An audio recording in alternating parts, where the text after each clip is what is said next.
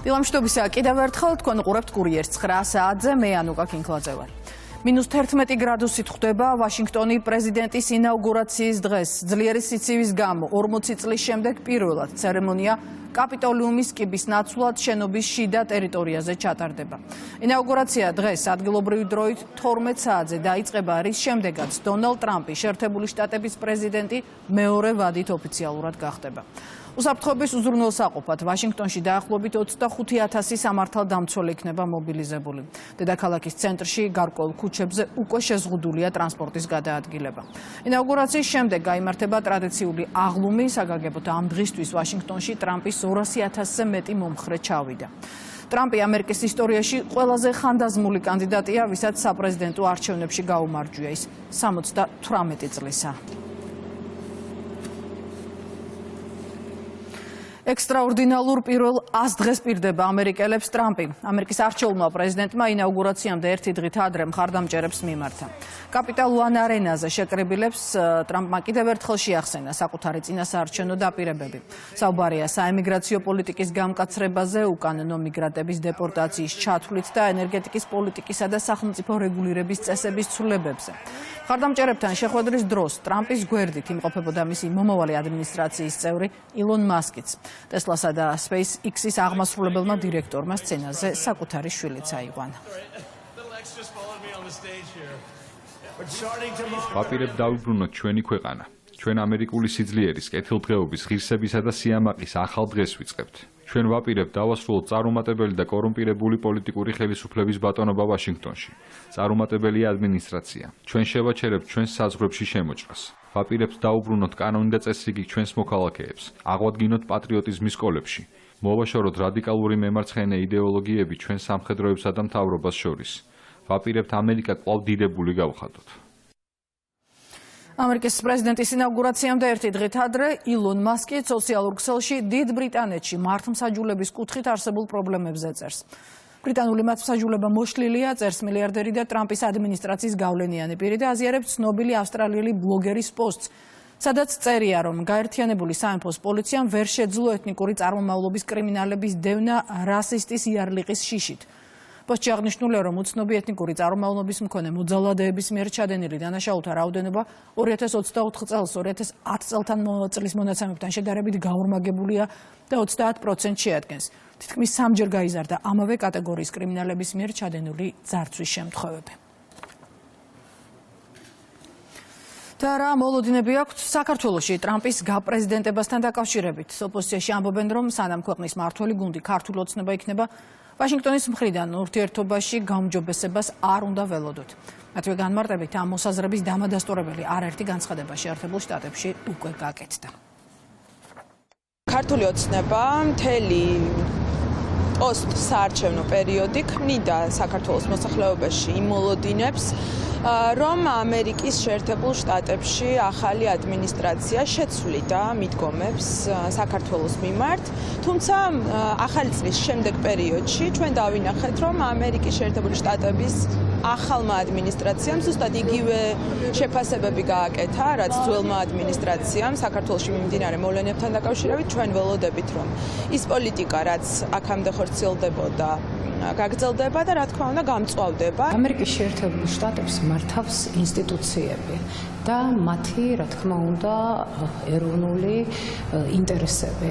მათ ეროვნულ ინტერესებში ცხადია არის ურთიერთობა დემოკრატიული მმართველობის ქვეყნებთან. თუ არ გათავისუფლდნენ პოლიტპატიმრები და არ ჩაინიშნა ხელახალი არჩევნები, ქართული ოცნების გუნდთან ისინი გადატვირთვას არ დაიწყებენ. რაც შეეხება მათ მხარდაჭერას, ცხადია ისინი დგანან საქართველოს გვერდით, ქართული ხალხის გვერდით. განსხვავებულად ფიქრობს ქართული ოცნება. უმრავლესობაში აქცენტს იმ საერთო თემებზე აკეთებენ, რასაც არაერთი კრიტიკის მიუხედავად დონალდ ტრამპიც და საქართველოს მმართველი გუნდიც იზიარებენ. ქართულ ოცნებაში დარწმუნებული არიან, რომ დღევანდელი დღის შემდეგ ეტაპობრივად საქართველოს შეერთებული შტატების ურთიერთობების გადატვირთვა დაიწყება.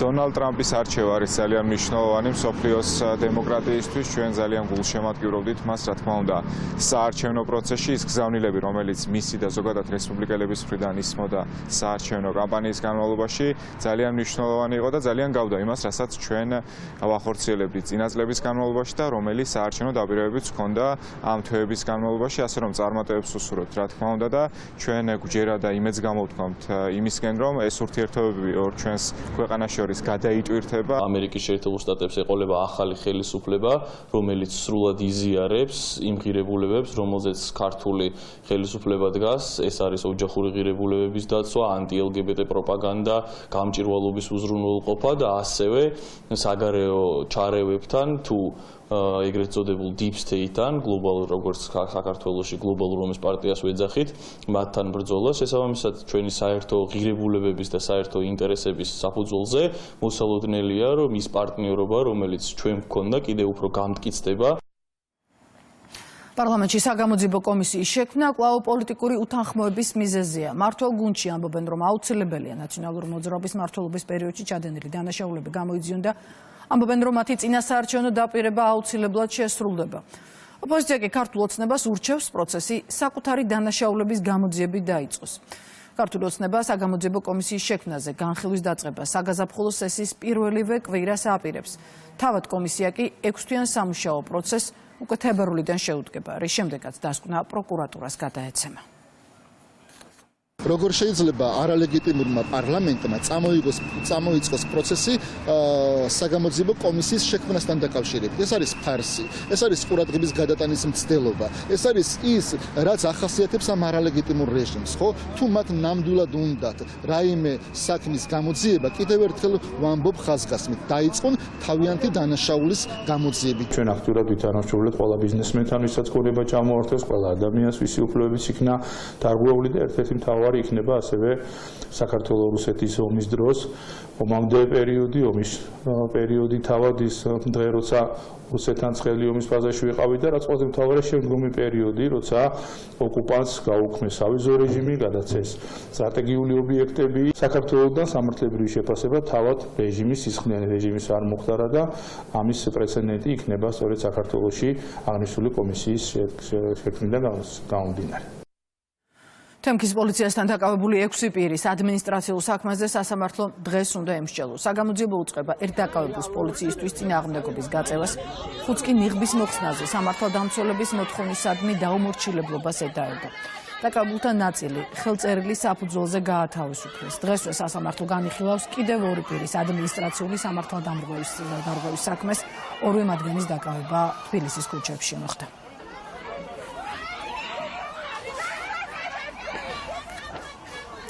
დაბოლო სიახლეები ახლო აღმოსავლეთიდან ისრაელსა და ჰამას შორის ცეცხლის შეწყვეტის შეთანხმების შემდეგი ეტაპი შესრულებულია. თელ-ავივმა პირობის თანახმად 90 პალესტინელი პატიმარი გაათავისუფლა. ინფორმაციას BBC ავრცელებს. მანამდე ღაზაში ცეცხლის შეწყვეტიდან რამდენიმე საათში ჰამასმა სახლებში დაბრუნების უფლება მისცა 2023 წლის 7 ოქტომბერს გატაცებულ 3 ისრაელელ მძევალს. მედიის ინფორმაციით 24, 28 და 31 წლის უკვე ყოფილი მძევლების ჯანმრთელობის მდგომარეობა სტაბილურია და ისინი საკუთარ ოჯახებში იმყოფებიან. შეგახსენებთ, ღაზაში ცეცხლის შეწყვეტა ძალაში გულში ნამოქმედდა.